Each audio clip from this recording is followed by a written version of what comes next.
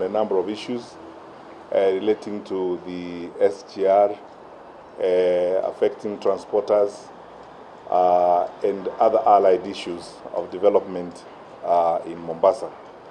His Excellency President Uhuru Kenyatta then directed that we have a meeting with the Governor of Mombasa and the leaders of Mombasa this morning.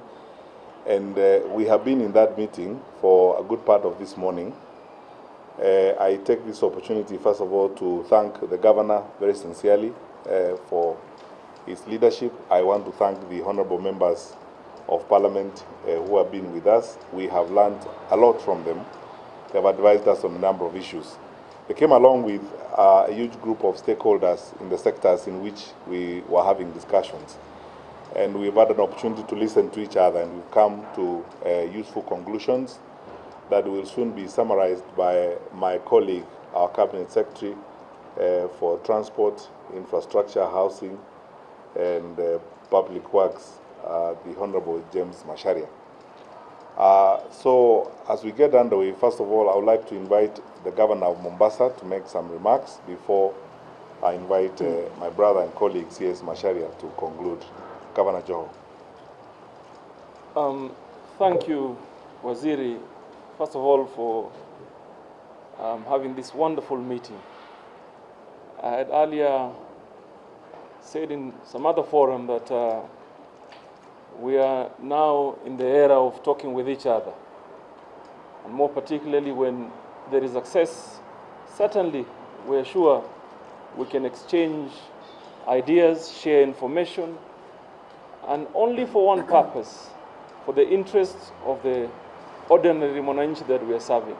But before I make my comments, Waziri, I came with me the members of Parliament from the Mombasa County, and allow me to invite maybe one of them to say a word or two, because some of them have been raising these issues in Parliament, they have been on the ground. So allow me to just give him some 2 minutes, and then I give my remarks, and later on we invite C.S. Macharia. Mine is to thank you sincerely. This is actually a true example that dialogue is always better. I think everyone practice their constitutional obligations in and out of Parliament, but eventually I think the comments that will be coming from the CS will affirm that Kenya is the one that has been able to win, and will be able to agree on modalities. This including and many others, SGR and many other issues regarding development, so that we can all go in tandem with each other. Thank you very, very much. So what has brought us here today is to seek partnership, more particularly on the challenges that we are facing as a county or as a region or the entire corridor, and address the issues that have been raised over the period. We are here seeking for solutions. We understand that SGR is a mega investment for our country. I want to reiterate here that we are definitely in support of SGR.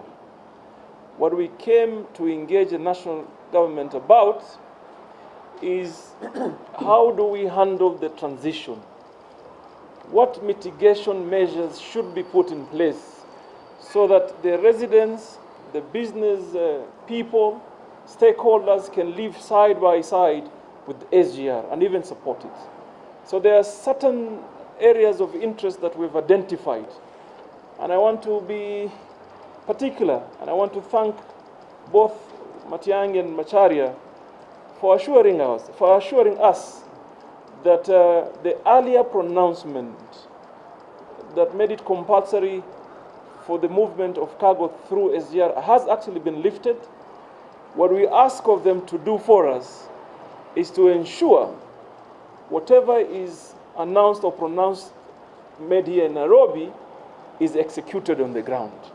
So we're working on modalities on how best do we see decisions that are made here are felt on the ground. And then also we are here to forge a partnership on matters development in the county of Mombasa and the entire sub-region. We are an important county. We host the port of Mombasa. The port is growing. We're making the port a world-class port. it is our humble opinion that we also, at the same time, make Mombasa a world-class city. The people of Mombasa deserve to grow together with the ports. So therefore, with all the politics aside, we are focused on what is for the best interest of that ordinary mwananchi, the transporter, the warehouse business, the stevedoring business, and all businesses that are port-related. We want to ensure we find modalities for them to continue to enjoy businesses around the port area. So we are grateful, Waziri. And we have agreed also here that this is just first of the intergovernmental engagement between the government, the county government of Mombasa and the national government. We shall carry this forward. We shall agree on when we meet again to assess where we are today, where we need to go, and what needs to be done together. Because after all, this government, national government or county government, is our government. We all are Kenyans. We deserve to be served by this government. We deserve to benefit from this government. And we want to be part and parcel and plan together with the government. So therefore, I am grateful. And this is what I've been saying all along. Let us speak to each other. I will not be that person. You know, people are asking me, ulikuwa unafyonza sana. Those days, President Uhuru never gave me access. He used to stop me on the road to go to his forums and venues. But that is no more. I ask, they listen. So we're going to speak with each other. Hiyo story ya fujo sisi mimi sina. Tutazungumza, to look for a solution, like we have done this morning. I've always said, when we meet, we shall resolve. And here we are. So I want to thank you, and I thank all the members of parliament. Umechukua muda wao, they came here, we've spoken, they've raised pertinent issues that have been addressed. So Waziri, thank you, and I'm looking forward to our next engagement. Asante sana. Thank you. Because I've spoken before about the suspension of that directive. I've said it before in Parliament when I was summoned by the Committee of Transport. And we said that because the directive had been issued by the CG of KRA and the MD of KPA without full consultations, within 2 days actually, we directed that it be reversed and it remains suspended.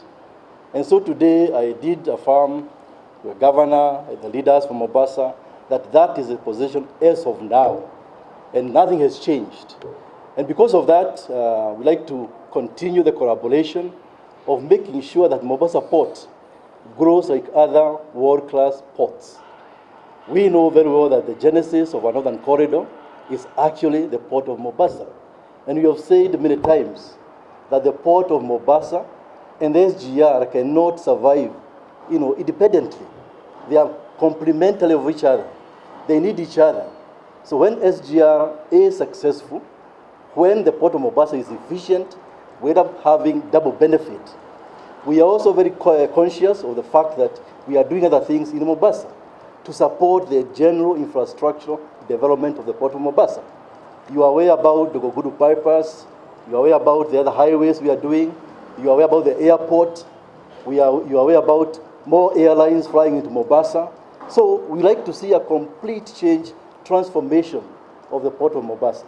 And so this discussion about collaborating between the port, between the county government of Mombasa, and between SGR has been very healthy. And like it has been said, we shall continue the engagement to make sure that we achieve maximum